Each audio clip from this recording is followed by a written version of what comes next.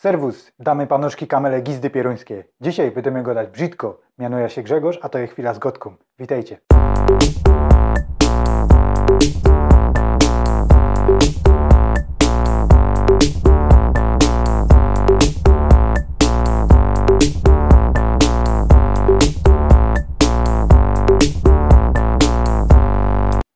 W odcinku traficie na słowa, które są normalnie widziane jako wulgarne. Są one użyte ino dla edukacji, ale jeśli was takie słowa szterują, to nie oglądajcie dalej. Brzydkie słowa są z nami od najstarszych czasów. Używanie ich przynosi podwyższenie adrenaliny, a bez to czujemy mniej bólu.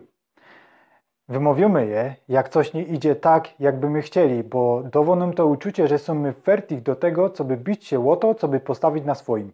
Nieraz brzydkie słowa zastępują nam przemoc. Zamiast chlasnąć komuś po gębie, wyciepujemy z siebie nerwy poroma przekleństwami. Co ciekawe, funguje to ino dla tych, co nie przeklinają co drugie słowo. W dzisiejszych czasach mamy taki mit, że kiedyś się tak nie gadało. My tutaj na Śląsku mamy do tego jeszcze jeden mit, że po śląsku się kiedyś nie przeklinało i to inksi przynieśli te gorsze słowa ze sobą. Profesor Miodek kiedyś powiedział, że w śląskiej mowie nie było tych wszystkich słów na K i na P. Szczytem oburzenia było słowo pierunie. Profesor Kadłubek pisze, że ludzie się boli powiedzieć pierunie. Boli się pieronić tak ganz na całego, ale dzisiaj już żaden tak delikatnie nie przeklinał. To jak Ślązok przeklinał 100 lat temu? We powieściach ludu polskiego na Śląsku słowo pierun nie trafia się ani raz. Można to skuli tego, że Perun był przed chrystianizacją najwyższym bogiem słowiańskim i wołanie jego miana było takim samym bluźnierstwem jak wołanie miana od Jezusa albo od Boga. To, że Ślązok z XIX wieku mógł już tego nie pamiętać, ale mógł samo to słowo widzieć tak samo jak Ślązok albo prasłowianin sprzed 1000 lat. Ciekawe, że już 50 lat nie skorzy idzie trafić to słowo we Zeitungach. Archiwum Państwowe w Opolu wydało latoś książka Ty bestyja, ty kamelo, w której autorki zebrały z opisy sędziów polubownych Krysu Strzeleckiego od połowy XIX wieku do 1938 roku. Podle prawa te zapisy musiały powiedzieć, jakie słowa były powiedziane i bez to są one tam zapisane tak, jak były używane. Cytaty ze słowem pierun zajmują tam 7 stron. Idzie znaleźć tam takie wyrażenia jak: ty złodzieju, tyś mi pół działu ukradł, ty pierunie, jak cię na miedzy trefia, to cię zaraz uśmierca, tyś buty ukradł. Ale Ślązok w tamtym czasie znał więcej brzydkich słów. Co ma wspólnego angielskie słowo deep, co znaczy głęboki, ze słowem dziupla?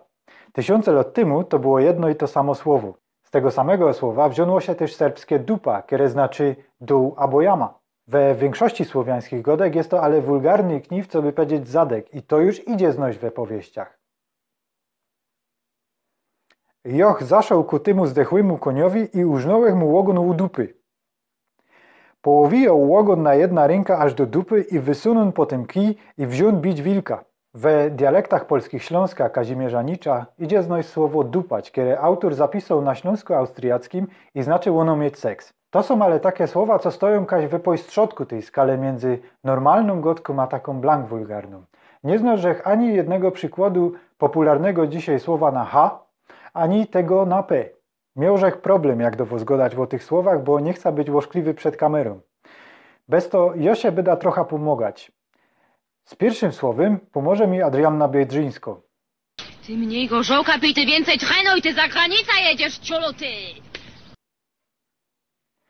Tego słowa nie idzie znaleźć w żadnej książce.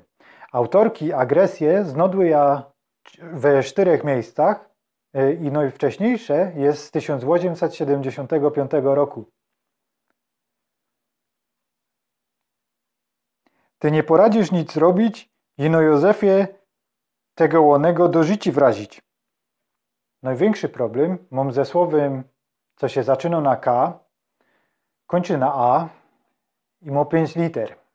I także się wymyślą, że tamkaj to słowo będzie, to ja będę go dać klapsznita, dobra? To słowo we powieściach idzie trafić 5 razy u 3 osób. A wrzeszczy za nimi surtu purtu za tymi klapsznitami, jak je dopadna, to je zeżra. A on powiedział, aby ta princesa się sklapszniciła. Jeden czas szkoca była, dziewka, co się sklapsznici. We agresji to słowo i od niego pochodne zajmują 7,5 strony. Niektóre z nich to ty klapsznita, waku łoskołatany, przeklęto zowito. Ty starodziewa, motyko, klapsznito, ty stary hoku, bo się już czynościel odhukosz, a nie możesz się odhukać. Są też pochodne. Ty pieroński klapszniciorzu, ty się klapszniciorz, bo masz 3 żony.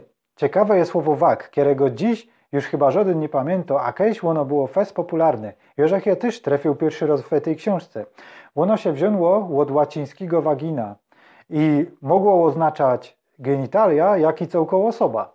Swoją drogą we każdej gotce jest taka tendencja do mianowania nas tym, co nosimy w batkach. Hop może być pulokiem, może być tym na C, baba może być tym wakiem, może być motyką, może być na P i na 4 litery. Tak albo inaczej ludzie dycki przeklinali i przeklinają i przeklinać bydą. I nie ma co romantyzować Ślązoków i robić z nich ideałów. Tak samo źle jest myśleć o sobie, że się jest najpiękniejszym i najlepszym, tak samo źle jest idealizować swoja grupa. Nie ma ludzi, co są perfekt i nie ma grup, co są perfekt. I my Ślązoki, ani nasza gotka nie są my w tym wyjątkowi. A ze przeklinaniem najlepiej jest wiedzieć, jak przeklinać i kaj przeklinać. A ode mnie to jest wszystko na ten roz. Nie zapomnijcie zasubskrybować. Więcej chwil z Gotką znajdziecie na Instagramie i Facebooku. Dzięki za wasz czas. Chowcie się.